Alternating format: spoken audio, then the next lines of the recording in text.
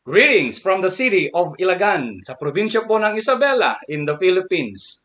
Good morning po sa inyong lahat. I would like to welcome once again to this recorded video sermon for the month of March. Napakabilis po ng panahon. March 9, 2025 na po. And still waiting and praying for God's perfect timing with regards po sa application ng church to the Almia. And soon, andyan na po kami. Huwag po tayong mag-alala dahil may mga plinano po ang Panginoon para sa ating lahat. As I am praying now, brethren, for you, as John prayed in 3 John in chapter 1 in verse 2, I pray that you may enjoy good health and that all may go well with you, even as your soul is getting along well. Yan po yung ating panalangin. Wala man po kami sa lugar po ninyo as of the moment, but praying that everyone, lahat po sana tayo, ay nasa magandang kalagayan, in good health, most particularly to our spiritual self. So once again, I would like to welcome everyone as we listen to His Word this morning. May I request then everyone to please stand as we seek God's guidance and His blessing as we listen to His Word. Tayo pong lahat ay tumayo. Let's bow ahead and let us pray. Our loving God and Father, O Lord, we come unto you this morning with a humble heart, thanking you, Father God, for this gift of life that you have prepared for us to come together this morning to praise you, to thank you, and to nourish our spiritual selves. O Lord, give us a heavenly knowledge, a heavenly wisdom for us, Lord, to fully understand once again your will this morning. I pray that may everybody be in good health and enjoy, Father God, the spiritual wellness that you are going to give today as we listen to your word. Once again, Father God, we ask for your forgiveness for the many trespasses that we have committed against you. Cleanse us, O Lord, for us to be worthy in receiving your blessing. We pray and we ask for the power of the Holy Spirit to work in us, for us, Lord God, to fully grasp, to fully enjoy your words, your blessing today. Thank you so much, and this is our prayer in Jesus' mighty name. Amen and amen. Okay, kayo po ay magsiupo. Once again, good morning po sa inyong lahat. And now may we continue our discussion with regards to our general theme, touching heaven, touching earth, with our theme for this month, touching the community with relationships. After touching lives of many people surrounding us, may we also plan to include the community, the place where we are living with. And with that, I would like to make some comparisons with the writings of John. In John, in chapter 3, verse 16, for God so loved the world that he gave his only begotten Son, that whosoever believeth in him shall not perish, but have everlasting life. Now, comparing it to his writing in 1 John in chapter 3, verse 16, as we now touch the community, as we touch the lives of people surrounding us, napakaganda po yung sinabi niya rito, this is how we know what love is. Jesus Christ laid down His life for us. And we ought, eto na po, we ought to lay down our lives for our brothers. So, in comparing these two verses written by John, we come up with a good conclusion. True love is demonstrated by self-sacrifice. Kaya pangunahan ko na po, as Jesus did, as He touched the lives of many people, as He touched even the Gentile places to build relationships, this is now our conclusion with those two verses. True love. If we truly love God, if we truly love our fellow men, is demonstrated by self sacrifice. Now, are you ready to sacrifice yourself in ministering to people, in building relationships in the community? Now, of course, the topic given me is about intentional conversation that matters. Talagang sasadyain mo ang pagpaplano to touch lives through conversations. Now, Colossians in chapter 4, verses 5 and 6. Be wise in the way you act toward outsiders.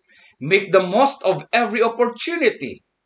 Let your conversation be always full of grace, seasoned with salt, so that you may know how to answer everyone. So ito na nga po yung gist, yung summary nung ating tatalakayin based from the writings of the Apostle Paul to the Colossian believers. Once again, I would like to read it word by word for us to meditate on this verse. Be wise in the way you act toward outsiders. Make the most of every opportunity. Let your conversation be always full of grace, seasoned with salt, so that you may know how to answer everyone. I do believe many people are questioning us, or many people are asking us with regards to the belief or to the faith, to the church we are attending with. So make the most of every opportunity, building relationships in the community. So in connection, brethren, with my topic discussed last February 23, I think, living your testimony, as we touch lives through our personal testimony, I would like now to discuss different practices to build a meaningful relationships to the community as we touch the community. So number one practice here is we need to have an active listening as a spiritual practice. Active listening. So as we explain what is all about active listening, of course, may we consider the difference between hearing and listening. So hearing is a passive physiological process of simply receiving sound waves through our ears. So yung naririnig lamang po natin while listening is an active, intentional act of paying attention or paying attention to and understanding the meaning of those sounds, requiring focus, concentration, and mental engagement to interpret the message being conveyed. So hearing is just receiving sounds. While listening, there is an interpretation. You are reflecting on what you have heard. And so, the Lord is requiring us, brethren, to listen to people, listen to the community. So, like what the Samaritan woman at the well of Jacob, do you still remember my sermon about the Samaritan woman? Ang Panginoong Jesus, He gave an opportunity to this woman to talk with Him. Though the woman answered when Jesus asked her for a drink, for a water to drink. Ano yung sagot ng babae? Oh, you are a Jew and I am a Samaritan woman. How come that you're asking me a drink? Jews are not talking to Samaritan people. But to this point of view, brethren, Jesus gave an opportunity to listen to any people, for them also to have this so-called salvation that they needed. Jesus made an illustration from that water na pwedeng makuha doon sa Jacob's well. Jesus is explaining to this woman that He is the living water. And so the woman was convinced to that idea given to her by Jesus. Kaya naman umuwi siya, tumakbo siya pa uwi. And encouraging also the Samaritan people to come to that Jacob's well for them also to listen about what will Jesus will share them. And you know what? For 2 days, they have requested Jesus. For 2 days, nagturo ang Panginoong Jesus sa kanila. And that is through active listening.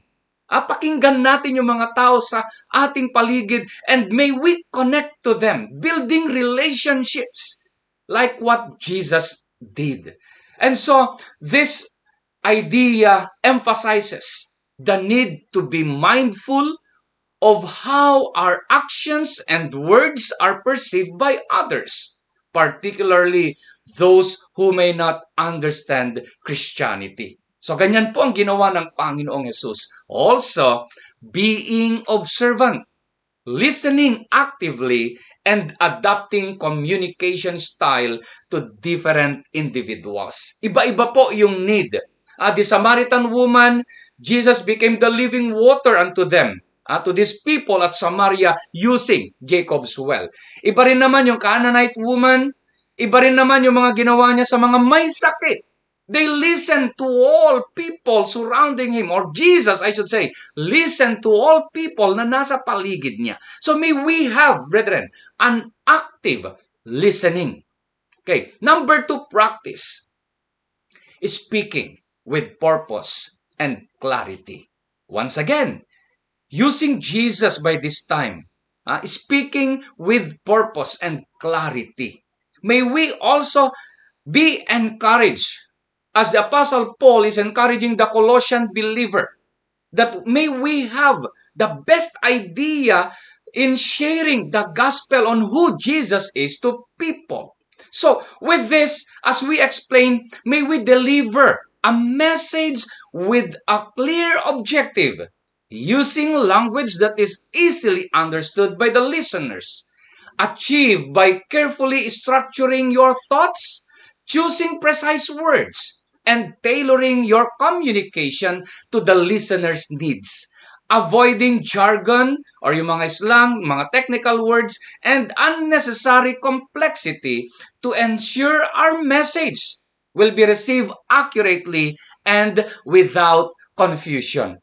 Well, isa pong napakagandang idea ngayon that in relaying the message, in telling to people about the good news, may we speak with clarity.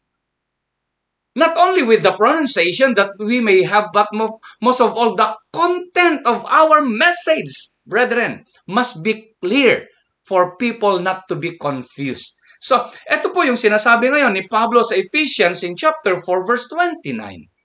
Do not let any unwholesome talk come out of your mouths, but only what is helpful for building others up according to their needs, that it may benefit those who listen. So napakaganda po na yung mga sasabihin lang po natin ay yung mga patungkol sa kaligtasan. So I would like maybe to share a very simple and easy way in sharing the gospel.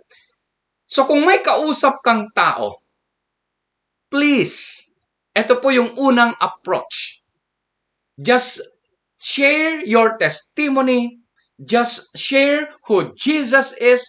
Just share that they need Jesus in their lives as their Lord and Savior. For that first meeting, ito po yung gagawin natin for that first meeting of that person that you are talking with, napakaganda po na wag mo na yung mga negative na nakikita mo yung kokomentohan mo. Okay, for example, uy kapatid, nakita kitang ano ba yung ginawa niya? Ay, hindi ka maliligtas sa ginagawa mong yan. You will not be saved for what you are doing. Mga ganon-ganon, You are now condemning him or her on what she or he is doing. So paano siya makikinig?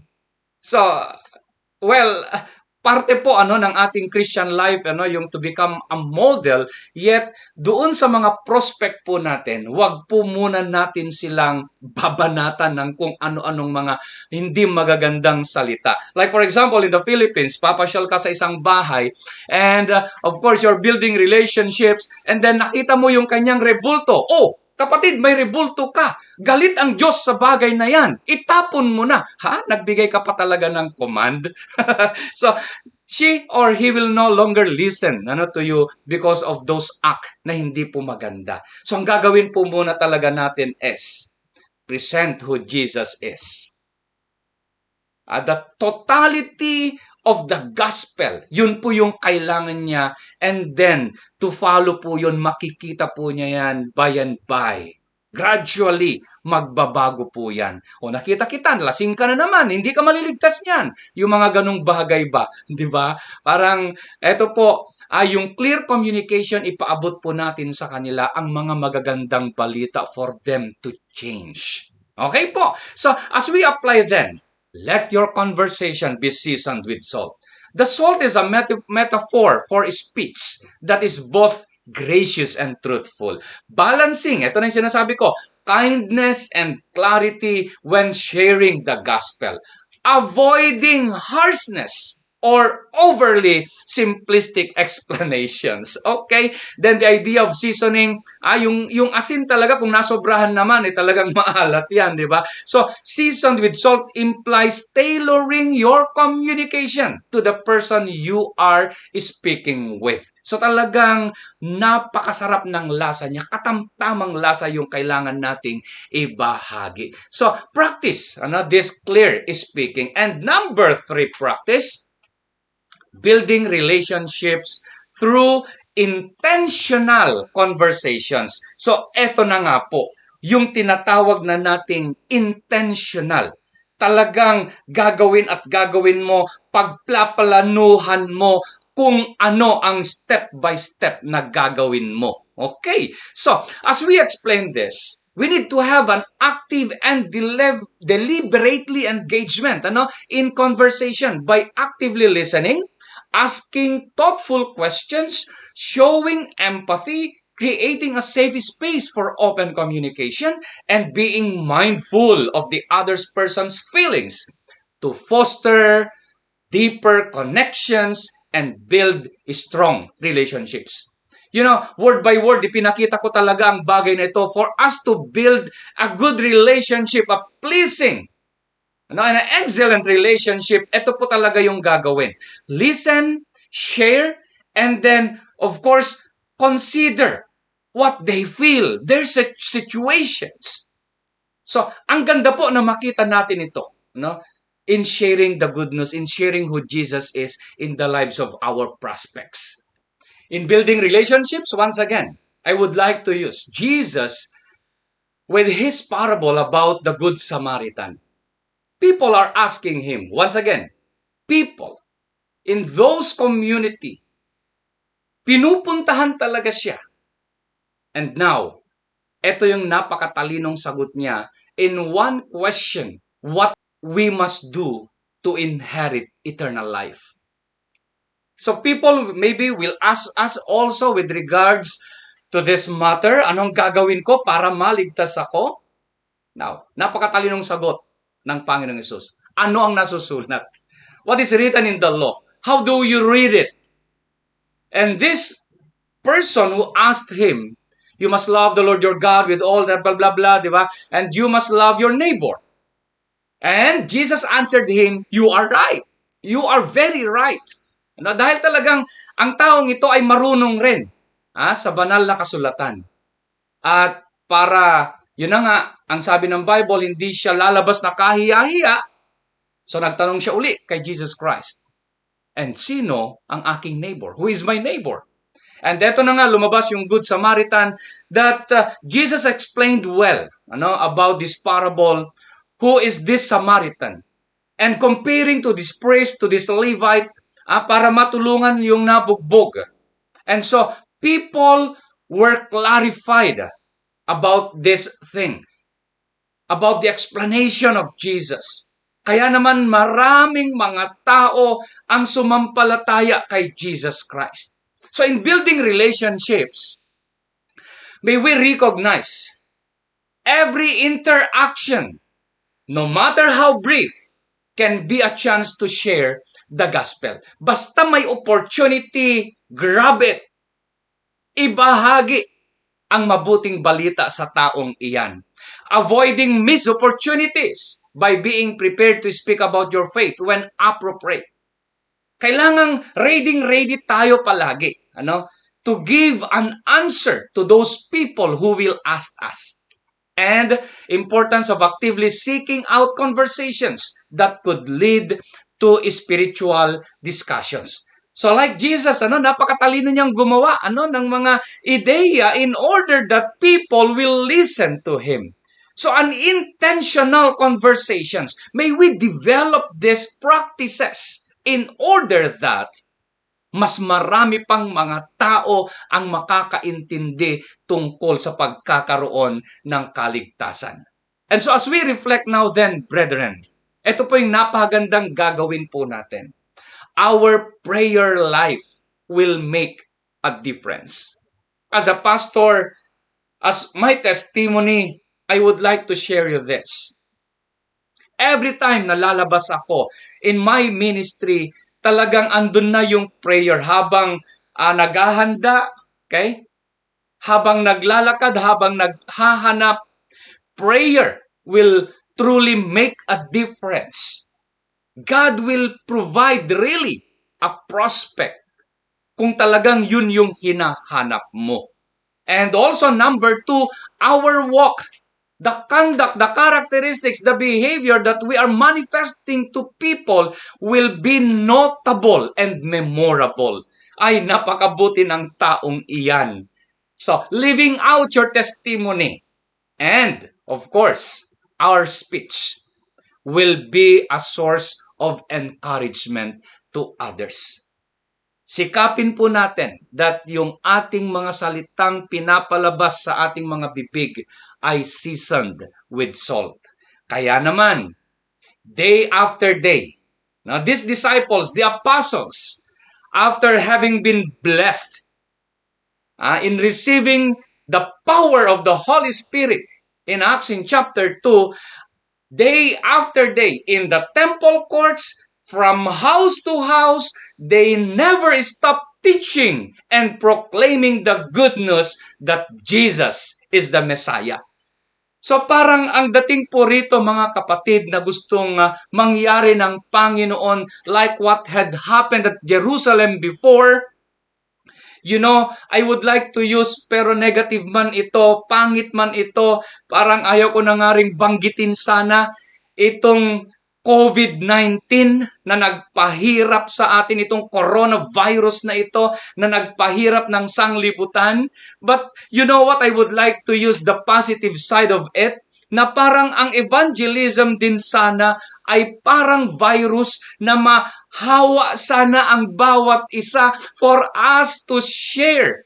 Upang sa ganoon yung pagkahawa ng bawat isa ng virus na ito in sharing the gospel ay talagang maging worldwide sana at lahat ay makarinig ng patungkol sa mabuting balita. O di ba? Parang ang ganda sana na ganoon na mangyari, na parang coronavirus lang, parang COVID lang, yung evangelism na gagawin natin na siyang nangyari noon sa Book of Acts. So brethren, samantalahin po natin ang lahat ng pagkakataon.